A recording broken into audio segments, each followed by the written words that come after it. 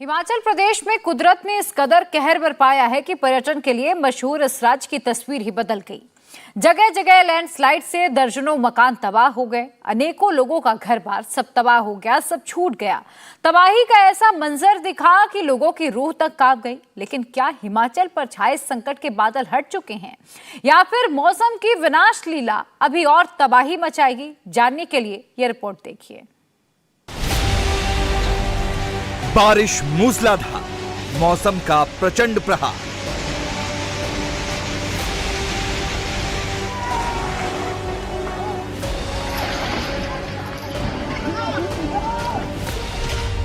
नदियों में उफान, सैलाब से संकट में जान।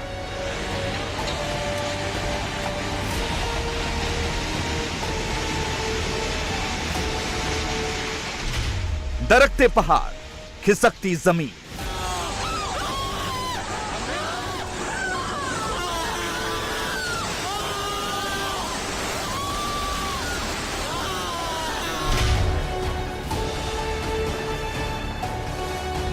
अगस्त के महीने में बारिश ने लगभग पूरे देश में कोहराम मचा दिया है। क्या पहाड़, क्या मैदान, हर जगह कुदरत ने इस कदर कहर बरपाया है कि जिंदगी की रफ्तार थम गई। किसी के आशियाने उजड़ गए तो किसी ने अपनों को खो दिया और बारिश ने ऐसी तबाही मचाई जिसकी भरपाई करने में सालों का वक्त लग जाएगा। कुदरत का यह कहर सबसे ज्यादा हिमाचल प्रदेश पर टूटा। पिछले कुछ दिनों में पूरे हिमाचल का हुलिया ही बिगड़ गया है।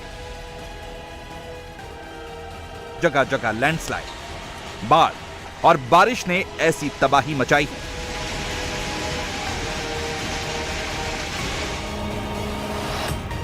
हिमाचल में पिछले 5 दिन में 80 से ज्यादा लोगों की मौत हो चुकी है।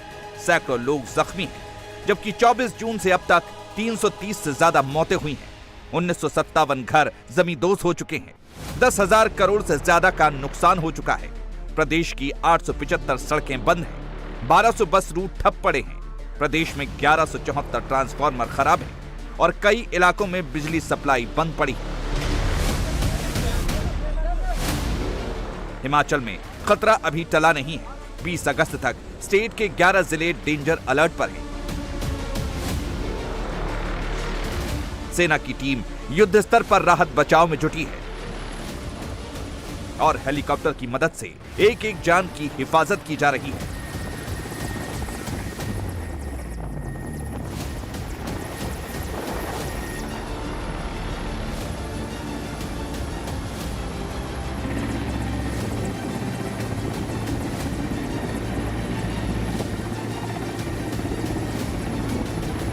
देखो खाली हो गया।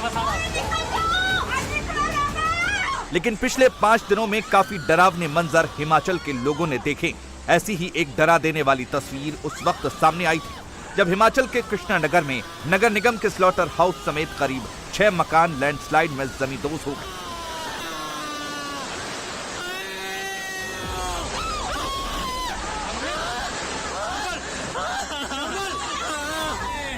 निश्चित तौर पर यह तस्वीर काफी डरावनी है, लेकिन इस भयानक मंजर का जिम्मेदार कौन है और कैसे ये मकान पल भर में धराशायी हो गया, इसकी पड़ताल की हमारे संवाददाता पवन नारा ने। शिमला की एक तस्वीर जिसने सबको डराया। कृष्णानगर इलाके में एक 3 मंजिल का मकान पहाड़ से खिसक कर नीचे लुढ़कता हुआ नजर आया, जिसने सबको डर से भर दिया। अब हम उसी कृष्णानगर में पहुंचे हैं और जरा देखिए किस हालात में वो मलबा नीचे पड़ा है।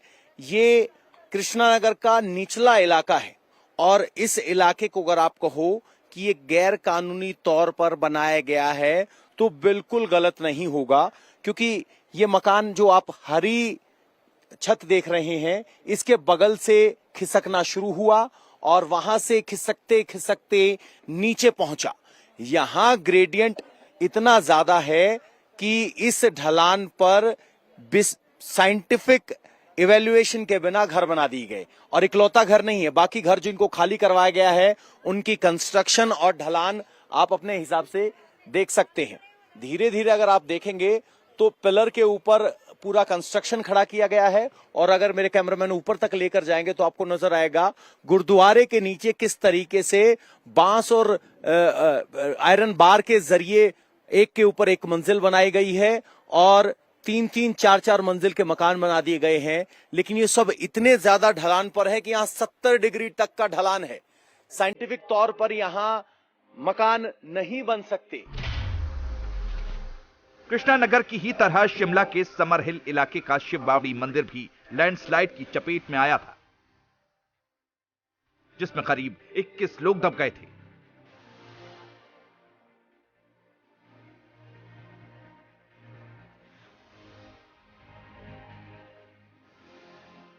पांच दिन बीत चुके हैं, लेकिन तबाही के निशान यहां आज भी मौजूद है।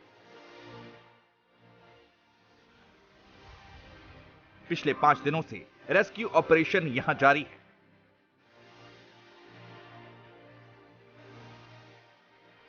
कई शव निकाल भी लिए गए, लेकिन अभी भी कुछ शव अंदर ही दफन हैं।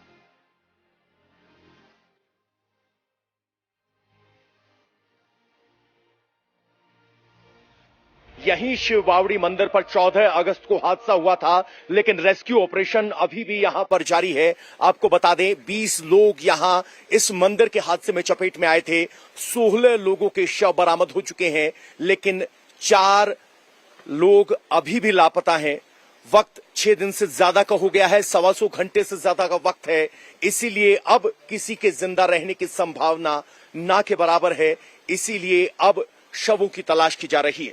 अगर मेरे कैमरामैन दिखाएं तो इस सर्च का दायरा लगभग 2 से 2.5 किलोमीटर लंबा है। सबसे ऊपर वो लोग आपको खड़े दिखाई दे रहे हैं, वहां ये शिव बावड़ी मंदिर हुआ करता था। उसके बाद से एनडीआरएफ और आर्मी की अलग अलग टीमें हैं जो खुदाल और हाथ के साथ छोटे छोटे पत्थर हटाकर अब शवों की तलाश कर रहे हैं। आपको बता दें कि कल 2 शव बरामद हुए थे और आज अभी भी 4 लोग लापता हैं। नीचे अगर आप देखेंगे तो लगातार यहां पर ये रेस्क्यू एंड सर्च ऑपरेशन चल रहा है, जिसमें एसडीआरएफ, एनडीआरएफ और इंडियन आर्मी की पूरी टीमें लगी हुई हैं।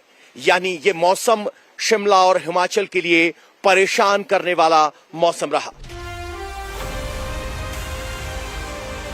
लैंडस्लाइड में जहां लोगों के आशियाने उजड़ गए, तो वहीं कुछ के घरों पर खतरा मंडराया हुआ है। लिहाजा ये लोग अपने लिए नया आशियाना तलाशने को मजबूर हैं।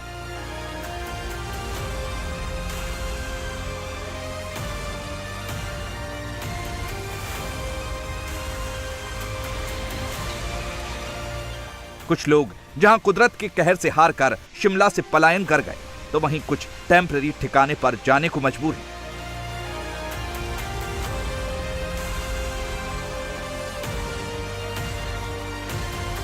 लेकिन अपना घर उजड़ने का दर्द हर किसी के चेहरे पर साफ नजर आ रहा है।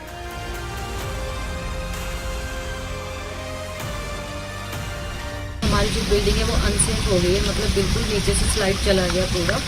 तो हम 1 हफ्ता से मतलब सामान बाहर था, तो इसलिए अभी हम सिक्योरिटी से, जहाँ मेरे हस्बैंड कॉन्ट्रैक्ट में जॉब करते हैं, तो वो सर ने हमारे को मतलब अभी रहने के लिए, सर ढकने के लिए छत दी है फिलहाल।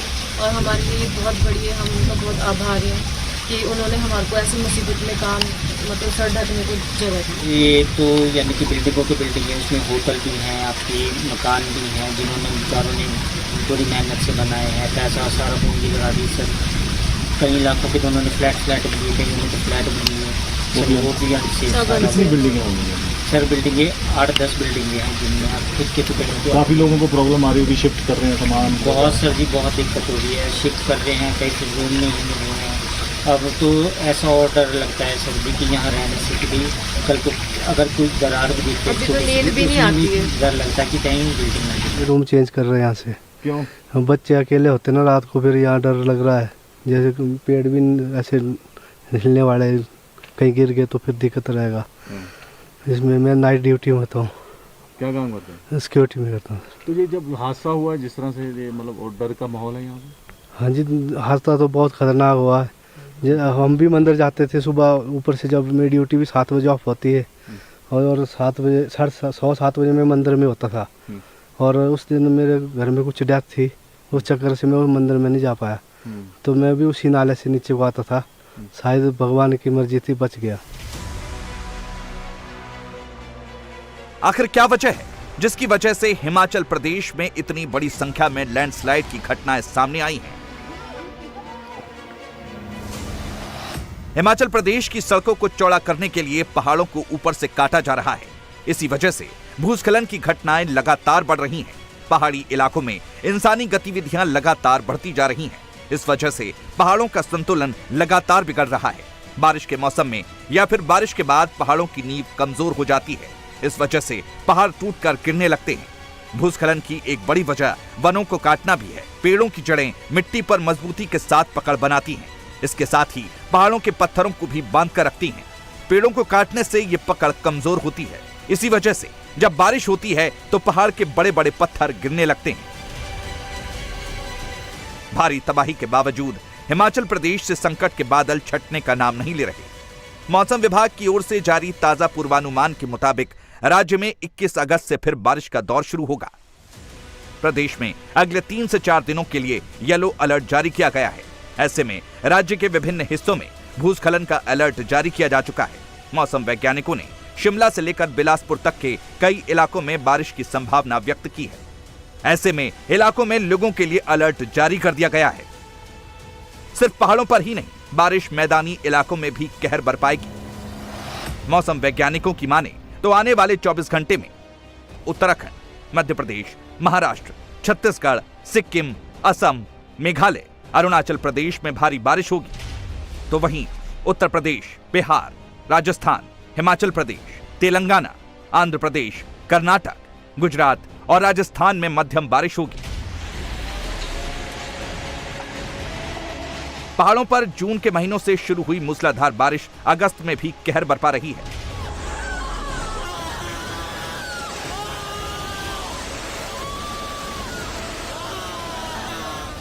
बारिश का ट्रेंड भी बदल गया है और अब कम वक्त में बहुत ज्यादा बारिश रिकॉर्ड की जा रही है।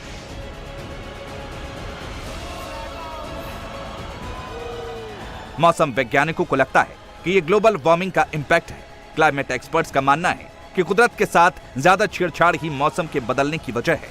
मौसम में आए इस बदलाव के एनालिसिस पूरी दुनिया के वैज्ञानिक कर रहे हैं, लेकिन यह बदलाव इंसानों पर बहुत भारी पड़ रहा है।